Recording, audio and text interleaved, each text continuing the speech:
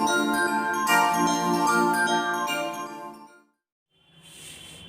Everyone, welcome to parent chemistry. तो last video में हम लोगों ने C13 NMR की बेसिक्स एंड प्रिंसिपल को पढ़ा था और आज जिस टॉपिक को हम पढ़ने जा रहे हैं वो है C13 NMR की केमिकल शिफ्ट। सो C13 NMR में केमिकल शिफ्ट वैल्यूज रेंज करती है 0 से 200 ppm के अराउंड। कह सकते हैं it ranges from 0 to 200 ppm, approximately 200 ppm। Okay, तो डिफरेंट कार्बन टाइप्स की डिफरेंट डेल्टा वैल्यू होती है, मतलब केमिकल शिफ्ट वैल्यूज।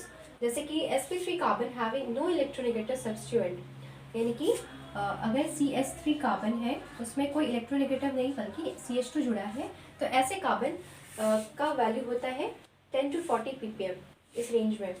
अगर sp3 कार्बन है हैविंग इलेक्ट्रोनेगेटिव सब्स्टिट्यूएंट, यानी कि C से डायरेक्टली अगर कोई इलेक्ट्रोनेगेटिव एलिमेंट X जुड़ा है तो उसकी वैल्यू रेंज करती है 40 से 80 ppm। ठीक है, फिर sp3 carbon like C triple bond C और C triple bond N sp carbon, तो उसकी रेंज होती है 80 to 115 ppm। ठीक है, फिर आते हैं sp2 कार्बन जिसका जैसे कि C डबल बॉन्ड C यानी कि एल्कीन्स की वैल्यू रेंज करती है 100 to 150 ppm और मोस्टली ये ग्रेटर दैन 120 वैल्यू होती है। ठीक है, और लास्ट होता है कार्बोनिल कार्बन जो कि एल्डिहाइड्स और कीटोन्स में पाए जाते हैं।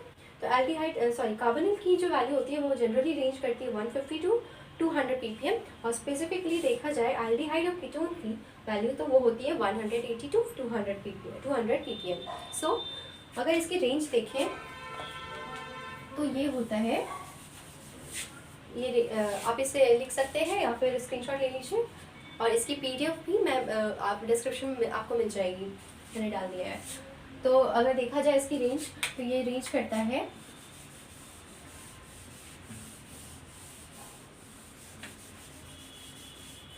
इसका रेंज होता है ये 10 to 40, then 40 to 80, then 80 to 115, then 100 to 150 और फिर 150 से 220। ये होती है 13C NMR में केमिकल शिफ्ट की रेंज। ओके, और इसको कंपेयर किया जाए अगर प्रोटॉन NMR के केमिकल शिफ्ट रेंज से, तो प्रोटॉन NMR में जो रेंज होता है वो रेंज करता है 0 से 12 ppm। तो हम कह सकते हैं कि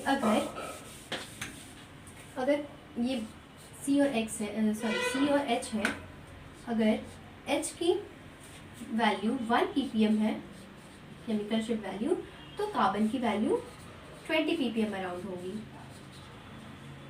हाँ, तो 20 ppm अराउंड होती है। तो इसलिए कहा जाता है कि the value of chemical shifts in C13 NMR is approximately 20 times that of the chemical shift values in proton NMR। तो इसको लिख सकते हैं the chemical shift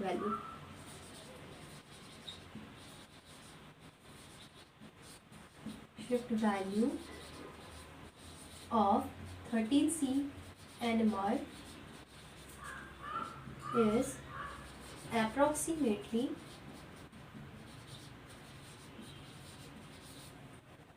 20 times that of proton NMR। Okay, तो इसका रीज़न क्या होता है? तो इसका रीज़न जो होता है कि केमिकल शिफ्ट वैल्यूज़ जो होते हैं जिस फैक्टर्स पर डिपेंड करते हैं, वो कार्बन 13 NMR में या तो वो डायरेक्टली लगता है, कार्बन से लिंक्ड होता है, या फिर वो वन बॉन्ड से इफेक्ट करता है। ये इस चीज़ को समझने के लिए हम एग्जांपल लेते हैं कि अगर कार्बन 13 NMR में देखा जाए CX बॉन्ड है, ठीक है, तो कार्बन से इलेक्ट्रोनेगेटिव एलिमेंट डायरेक्टली जुड़ा हुआ है, बल्कि प्रोटॉन NMR में इस तरह से होता है।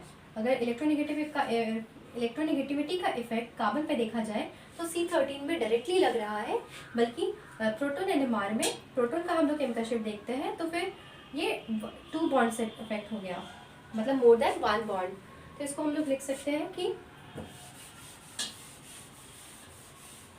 इसी चीज़ को हम लोग लिख सकते हैं कि the factors affecting chemical shift operate through one bond or directly on carbon atom in 13C NMR, whereas that in proton NMR they operate through more than one bonds. तो इसको लिख सकते हैं the factors. अब यहाँ पे जो factors है वो इलेक्ट्रोनेगेटिविटी हो सकती है, इलेक्ट्रोनेगेटिविटी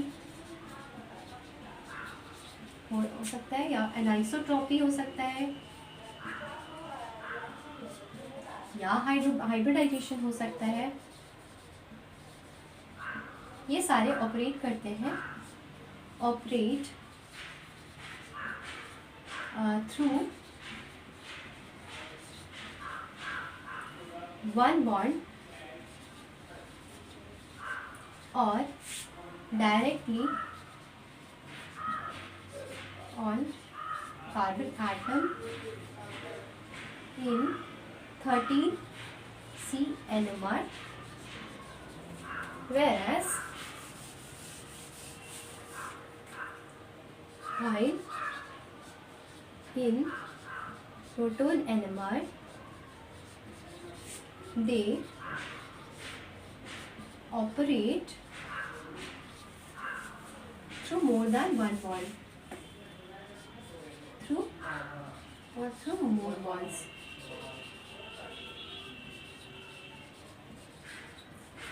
ठीक है, तो यहाँ इसी एग्जाम्पल से हम लोग इलेक्ट्रोनेगेटिविटी के इफेक्ट को दिखाते हैं. ये जो एग्जाम्पल है कि C13 में C जो इलेक्ट्रोनेगेटिव एलिमेंट होता है वो डायरेक्टली लिंक्ड होता है कार्बन से, बल्कि यहाँ पे प्रोटॉन NMR में क्योंकि हाइड्रोजन का हम लोग देखते हैं तो यहाँ पे 2 बॉन्ड्स का डिफरेंस हो जाता है. यहाँ पे 2 बॉन्ड्स है, यहाँ पे डायरेक्टली लिंक नहीं है electronegative element. X is electro negative element, जैसे कि Cl माइनस F माइनस कुछ भी हो गया. तो यहाँ पे 2 बॉन्ड्स का डिफरेंस है, यहाँ पे डायरेक्टली लिंक है, लिंक, और यहाँ पे है 2 बॉन्ड से लिंक. तो यहाँ पे लेस इफेक्ट होगा, यहाँ पे ज़्यादा इफेक्ट शो करेगा. मतलब कि जो इलेक्ट्रोनेगेटिविटी का इफेक्ट होता है केमिकल शिफ्ट पे कि वो डाउनफील्ड शिफ्ट करता है, वो यहाँ पे ज़्यादा डाउनफील्ड शिफ्ट करेगा C13 NMR में दैन इन प्रोटॉन NMR. ओके, और हाँ, यहाँ पे जो केमिकल डेल्टा वैल्यूज हम लोगों ने देखा था वो सबसे ज़्यादा होता है कार्बोनिल कार्बन पे. तो इसका रीज़न ये होता है कि कार्बोनिल कार्बन पे ये जो C डबल बॉन्ड O होता है, ये इसमें ये जो कार्बन है वो होता है sp2 हाइब्रिडाइज्ड. तो इसकी वैल्यू हाई होने की रीज़न है ये पहला कि ये sp2 हाइब्रिडाइज्ड कार्बन होता है, इसलिए इसकी वैल्यू ज़्यादा होती है एनाइसोट्रॉपी इफेक्ट की वजह से. और यहाँ पे एक एलिमेंट जो होता है वो electronegative element that is oxygen जुड़ा होता है, इसकी वजह से ये डायरेक्टली, जैसे यहाँ हम लोग देखें ये डायरेक्टली लिंक्ड है कार्बोनिल कार्बन से, तो इसका ज़्यादा इफेक्ट होता है डाउनफील्ड शिफ्ट का. तो इसलिए यहाँ पे लिख सकते हैं कि इलेक्ट्रो या फिर O atom is directly linked, oxygen atom is directly linked to carbonyl carbon. आप चाहे तो स्क्रीनशॉट ले सकते हैं या फिर इसकी PDF मैंने डिस्क्रिप्शन में डाल दी है. ठीक है, तो इसका ये 2 रीज़न होता है. तो अगर हम देखें कि ये जो डेल्टा वैल्यूज़ होती हैं वो हम लोग प्रोटॉन NMR से C13 NMR की वैल्यूज़ को हम लोग किस तरह से कंपेयर कर सकते हैं. तो जो दोनों में हम लोग स्टैंडर्ड रेफरेंस लेते हैं, जैसे कि प्रोटॉन NMR में हम लोग स्टैंडर्ड रेफरेंस लेते हैं TMS, तो C13 NMR में भी हम लोग TMS ही यूज़ करते हैं एज स्टैंडर्ड रेफरेंस.